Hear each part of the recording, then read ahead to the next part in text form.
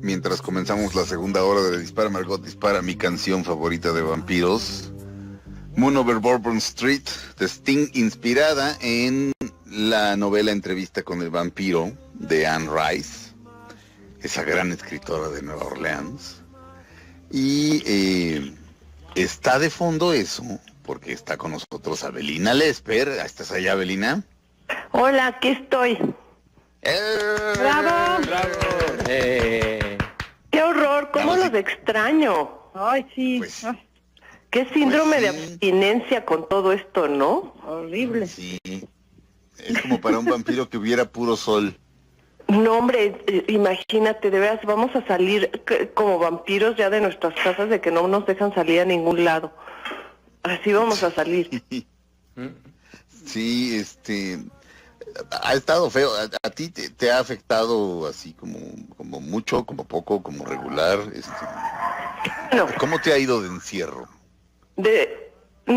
no llevo, ahora sí que yo no tengo vida social, pero de todas maneras, que no puedas trabajar y que no puedas ir a donde quieres, o sea, no es lo mismo un retiro voluntario que un retiro forzoso, que un encierro forzoso, o sea, eso es por completo diferente.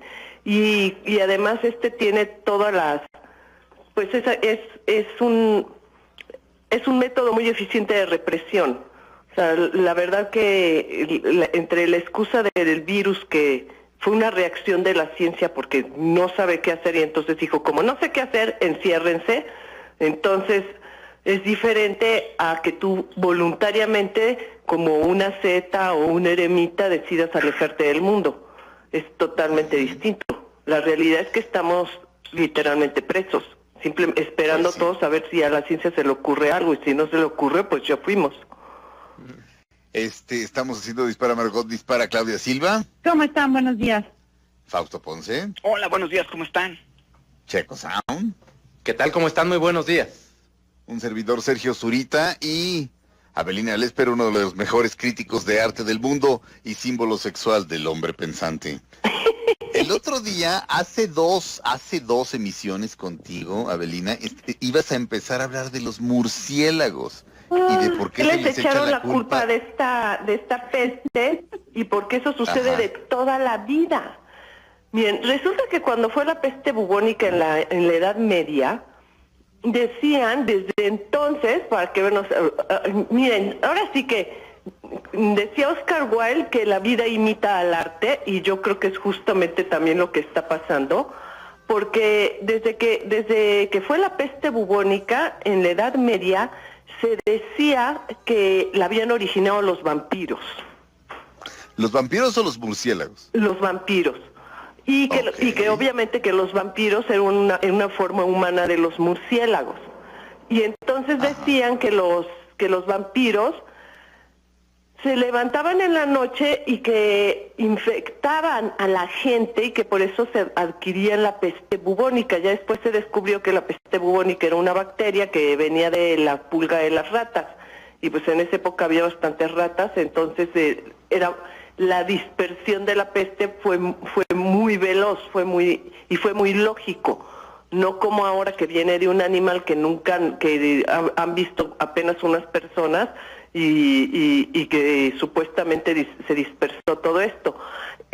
La peste bubónica venía de un animal que está presente en todas las sociedades y en todas partes, que es la pulga de las ratas. Sin embargo, la leyenda era que los vampiros llegaban en el momento que la peste iba a correr. Entonces, cuando la peste iba avanzando, los que antecedían a la peste eran los vampiros, y la gente juraba así, y desde esa época empezaron las primeras cacerías de vampiros.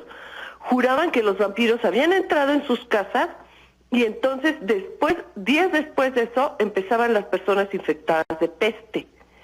Y ya se quedó esa leyenda. Entonces, por eso, como siempre, una superstición trae a la otra. Después de que la gente decía eso y empezaron los buscadores de vampiros, se empezaba a involucrar la iglesia y empezaban a decir que empezaban a buscar a los vampiros, Y desde entonces comenzó el rito de matar al vampiro con una estaca que al principio era un crucifijo y a sacarles el corazón. Ujú. Oye, Ahorita pues los científicos nos dicen que fue un murciélago, entonces pues como vuelvo a repetir la frase de Oscar Wilde, la vida imita al arte. bueno, se les echa la culpa ¿cómo se llama este animalito que es como una pelotita? ¿Cómo se llama este animal chino? Que hay como Sí, tres. Bueno, pingolín, que es Eso. el que le echaron la culpa de esto. Y dicen que fue que porque lo infectó un murciélago. O sea, que la peste, o sea, que vino de una mordida, fue lo mismo que dijeron con la influenza y fue lo mismo que dijeron con la gripe anterior.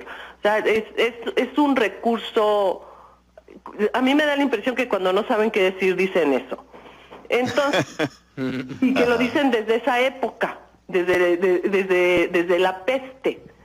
Entonces están repitiendo el mismo argumento. Ahora, ya después el vampiro se convirtió en un ser muy glamoroso, que llegó hasta la novela de Anne Rice, que es de las más recientes, la de Interview with the Vampire, que inspiró la película.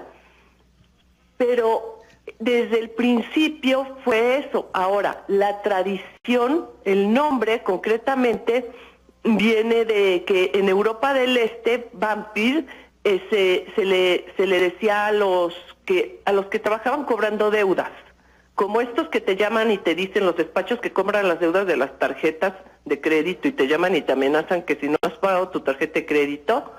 Esos existen ahora sí que también desde la Edad Media, y en Europa del Este se les decía a esas personas que iban y cobraban las deudas que tenías con la iglesia, con la tienda, con todo el mundo, y era el término que se utilizaba para ellos.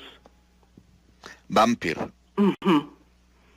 Es decir, digamos, los acreedores. Exactamente. Entonces, pues la expresión era que pues te chupaban la sangre.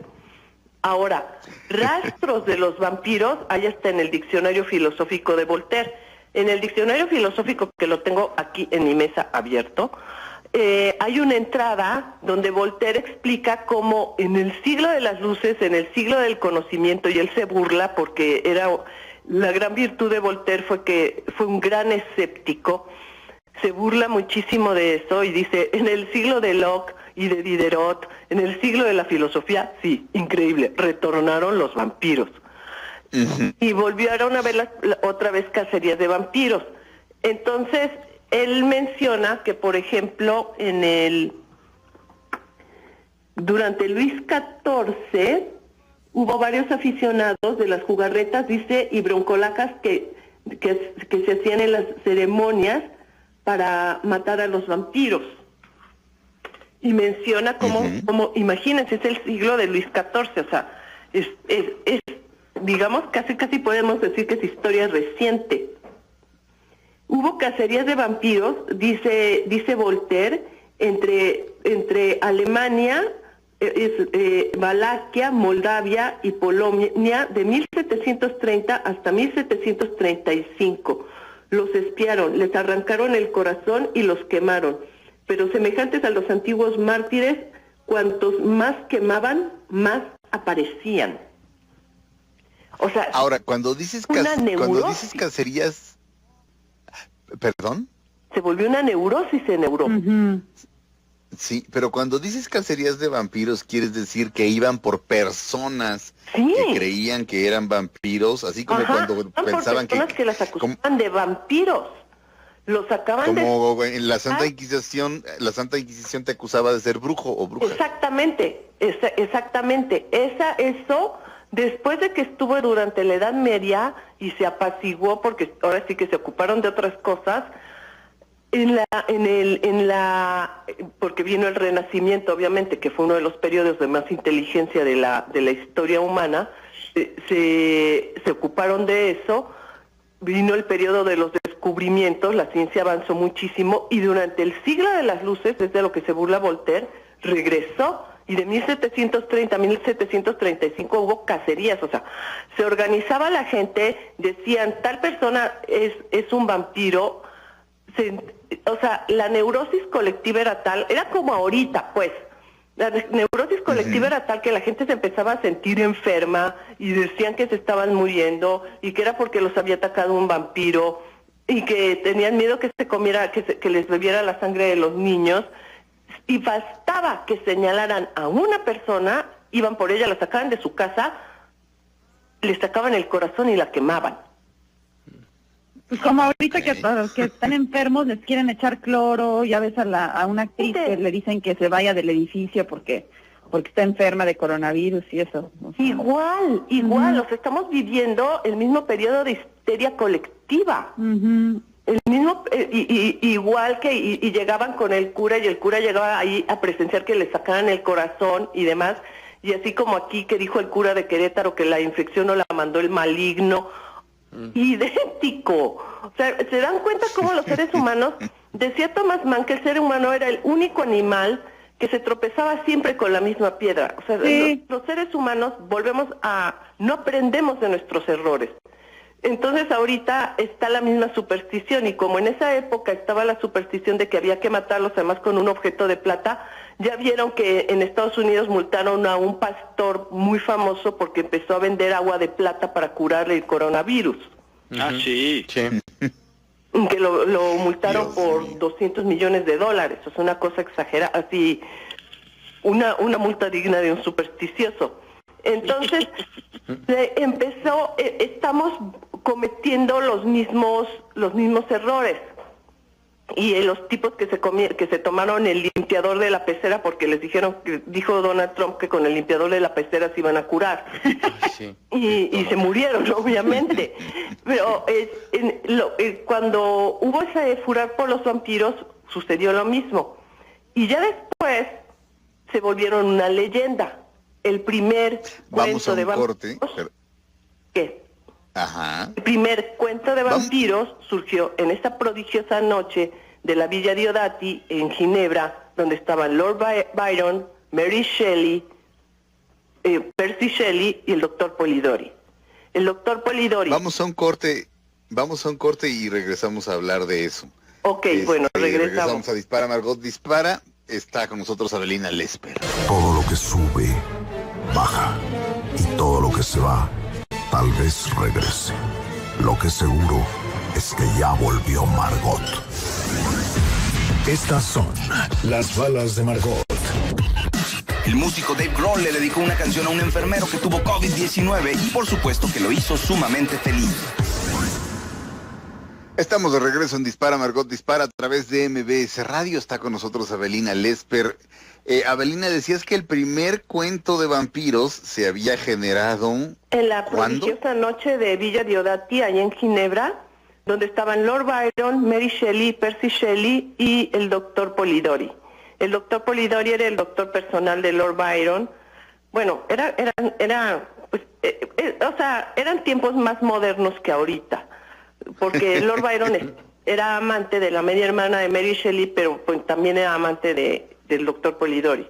No era como ahorita que tenemos una sociedad súper puritana. Ajá. O sea, ellos se llevaban bien. Entonces, esa noche surgió no nada más el Frankenstein de Mary Shelley, surgió también el cuento del vampiro del doctor Polidori. Ajá. Publicó él años después. O sea, te estoy hablando que el doctor Polidori tenía, qué sé yo, 23 años. De hecho, hicieron una apuesta ese día, dijeron quién puede escribir lo más aterrador, a ver quién escribe el relato más aterrador. Creo que Mary Shelley ganó. Pues, No sé, ¿sabes qué? digo, porque... No. Ajá. Mary Shelley ¿No? Mary Shelley apenas esbozó los primeros rasgos de Frankenstein. Frankenstein lo terminó de escribir años después. Ok. O sea, apenas esbozó los primeros rasgos. Estaban todos demasiado histéricos. O sea, y cuando se ponían muy histéricos, Polidori les suministraba láudano. Entonces, imagínate lo que estaban haciendo. O sea, era una sociedad más moderna que esta. Entonces, ¿Qué es el láudano, para quien no sepa? Es un preparado a base de opio. Ok. Es opio y vino. Ok. No, pues así, te voy a dar esto para que te alivianes, decía el doctor Polidori. Ajá, exactamente. Entonces, pues no se alivianaban, ¿no? Y ellos empezaron, digamos, con los primeros rasgos de las narraciones, o sea, las empezaron a esbozar y las decían, y las estaban... Lord Byron tenía una facilidad extraordinaria para escribir. Por eso fue como fue, un gran rebelde. Lord Byron tenía una facilidad grandísima además para escribir en verso, y escribía muy rápido. Entonces, él los presionaba mucho y Lord Byron inventaba y seguía, y estaba leyendo un volumen que era clásico de cuentos de fantasmas, de cuentos antiguos que se llamaban Fantasmagorias. Y eso los excitó mucho y estaban muy nerviosos, y fue cuando empezaron con estos cuentos. Y después, años después, también el doctor Polidori publicó su primer cuento. Pero los vampiros como tales, hay noción de ellos desde la antigua Grecia. ¿En serio? Sí. El filósofo y doctor, bueno, es que en la antigua Grecia, en esa época la cultura no tenía separada la medicina y la filosofía, ¿no? Estaba menos especializado, y yo creo que teníamos un bagaje intelectual muchísimo más grande. Apolonio de Tiana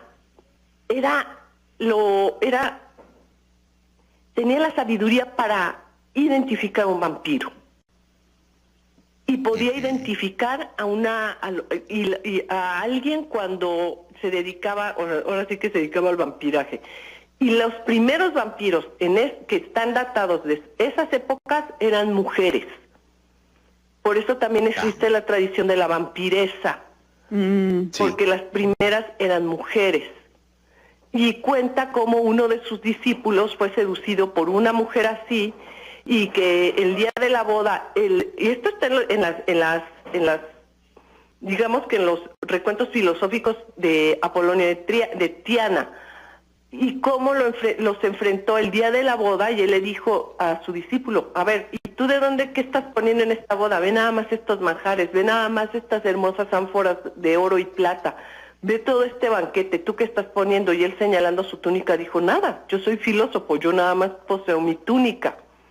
Dice: ¿y quién está poniendo todo esto? Dice: ella, pues, pero me ama y es mi amante, y ella lo persiguió y sedujo a este muchacho que era así el discípulo de filosofía más guapo de Grecia, que ustedes se pueden imaginar cómo era, si además de todo era griego y estaba bronceado.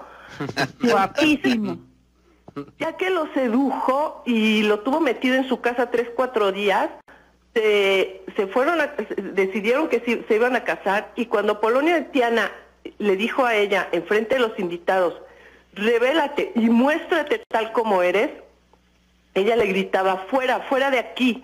Y él le gritaba: demuéstrate cómo eres, tú no eres una mujer, enséñales quién eres. Y dice él que ella, ante sus ojos, se volvió a convertir en serpiente. Ay. Ok. Imagínate. Y que ella le contestó: ¿qué has hecho, Apolonio? ¿Qué has hecho? ¿No ves que yo para vivir necesito la sangre de los más jóvenes y los más hermosos? Yo no puedo vivir con la sangre de un viejo, yo necesito la sangre de un hombre como este. ¿No? Entonces ya estaban, para los griegos, ya estaban presentes los vampiros. Y ya después pues llegaron en la Edad Media, que bueno, como la peste duró tantísimos años, les dio tiempo, pues a Boccaccio le dio tiempo de escribir el Decamerón, que está escrito durante la peste, y es esa orgía enorme, maravillosa, que hacen este grupo de jóvenes esperando que la peste los alcance. Ahora sí que, qué bonito, ¿no? Esperando que la peste los alcance. Más bien lo que los salva de la peste es estar ahí reunidos y apartados y contando historias. Se encierran y están esperando que la peste llegue. Oye, pero repíteme el nombre del filósofo griego, por favor. Apolonio de Tiana. Apolonio. Bueno, y seguramente el alumno de Apolonio, el que se iba a casar con la vampiresa, a pesar de que él mismo la vio así convertirse de mujer a serpiente, seguro todavía 3 semanas después se volteaba con el filósofo y le decía, ¿tú crees que deba volver con ella? Segurísimo. Es que me identifiqué, de repente me ha pasado así. Sí, así, o sea, no exactamente las veo convertirse en serpientes. Fue una terapia, ¿no? Yo creo que iba que lo terapiara Polonio y le decía, oye, pero ¿de veras crees que...? O sea, pero así, convertirse en serpientes sí es tan malo, o sea, no podríamos vivir con eso. No. Tenemos que ir a un corte. Regresamos a Dispara, Margot Dispara a través de MBS Radio. Te tengo que decir porque te tengo que decir. Según una encuesta que dijo el doctor Jordan Peterson, ¿cuáles son las figuras masculinas más atractivas para las mujeres? A ver, ¿qué nos puedes decir de eso, Avelina? Vamos a hablar de esto después del corte. Regresamos a Dispara, Margot Dispara a través de MBS Radio. Estamos de regreso en Dispara, Margot Dispara a través de MBS Radio.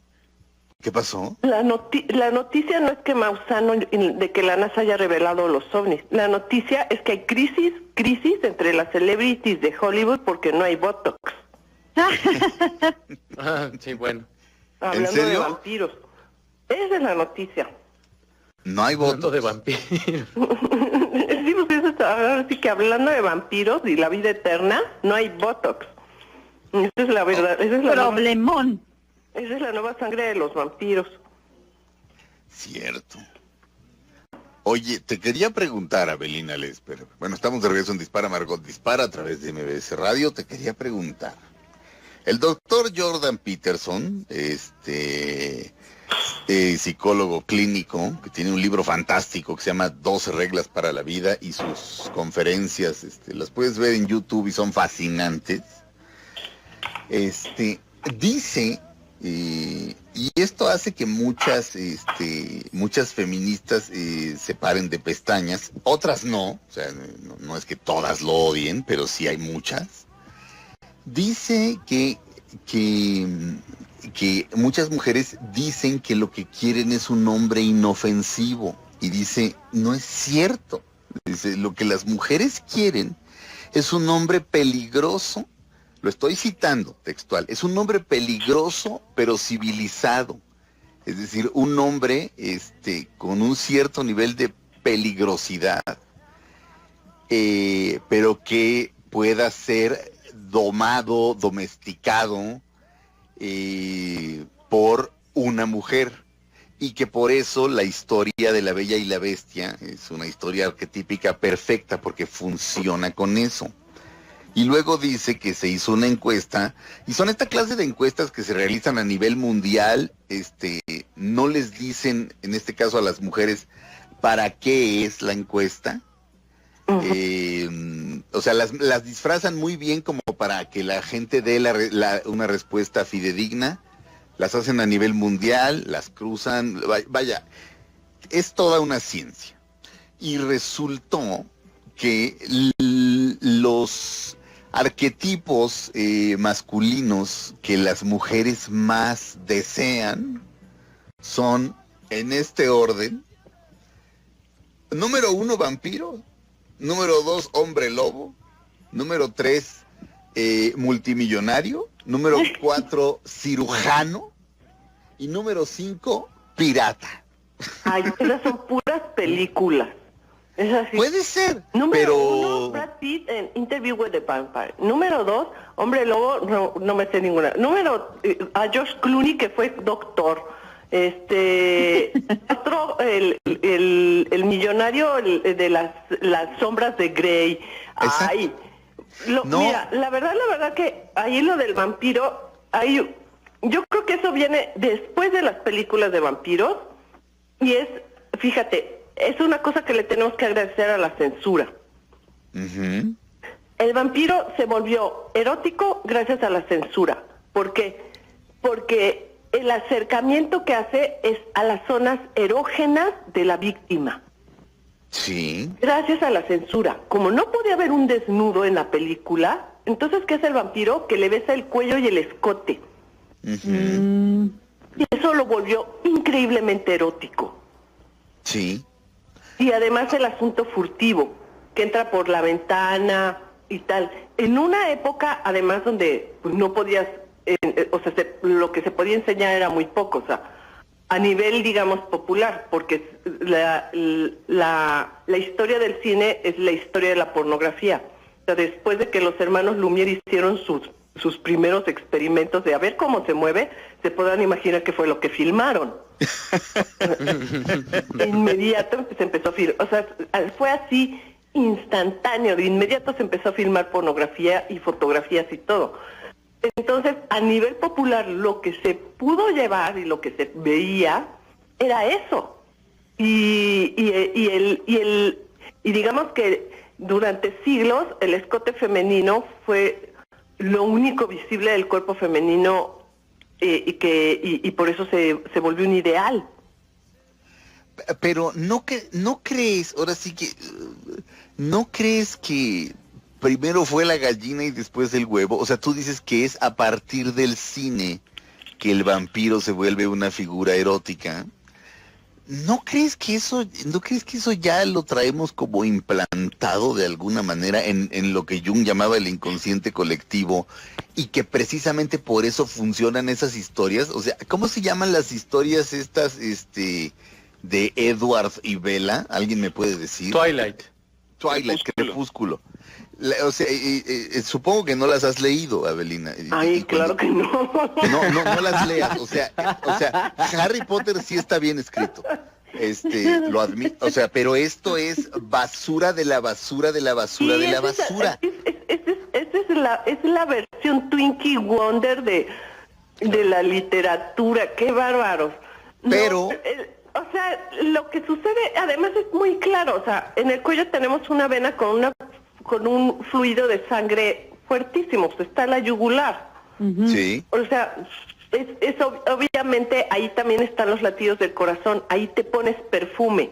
O sea, es una zona muy erógena.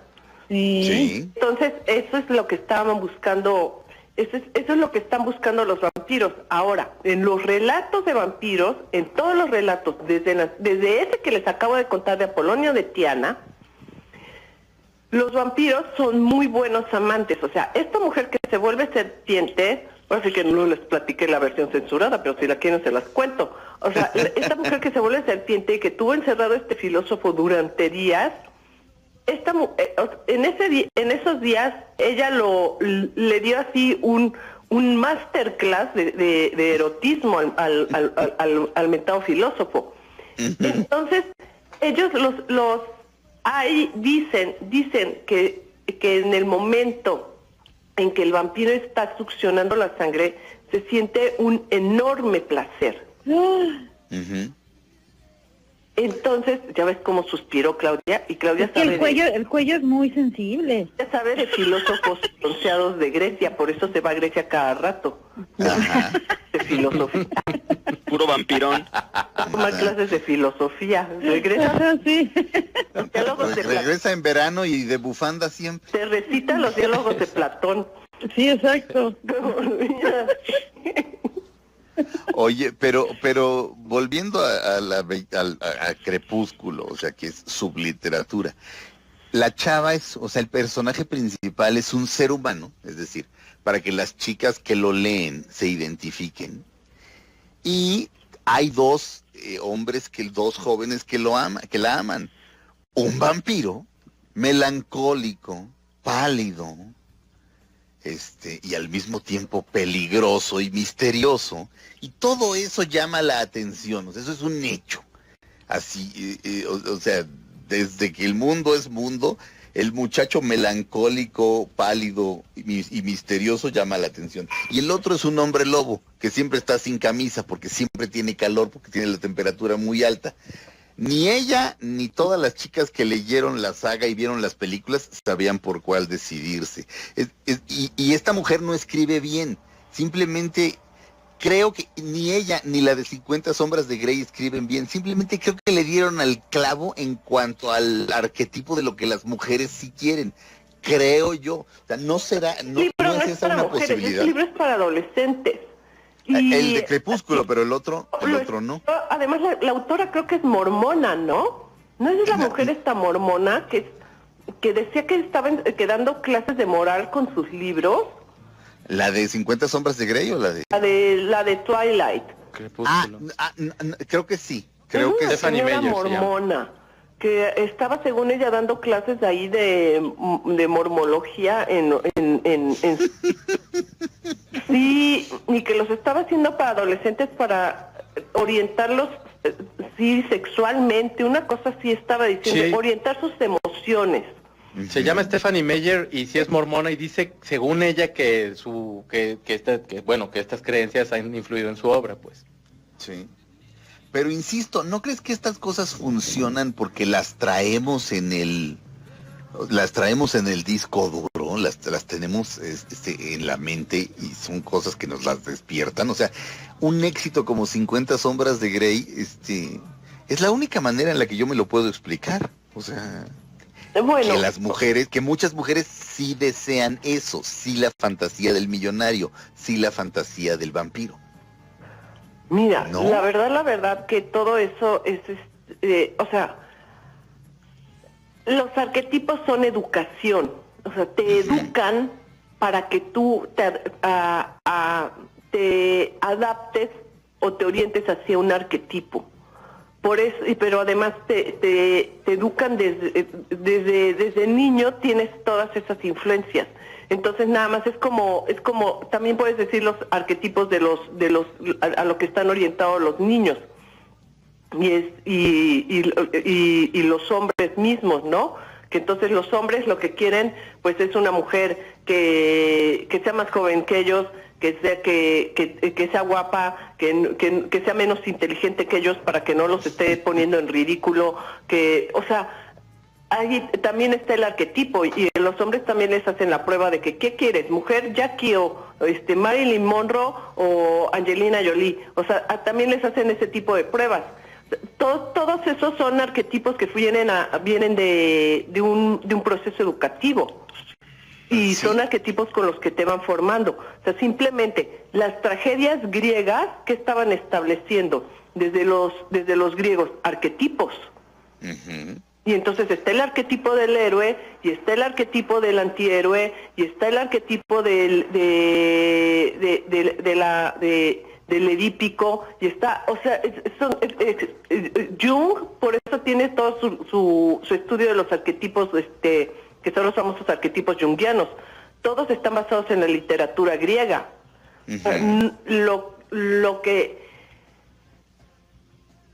Lo que están haciendo todos estos psicólogos modernos es simplemente una versión light de todo lo que ya se hizo en la literatura griega y en la filosofía, o sea, la filosofía grecolatina.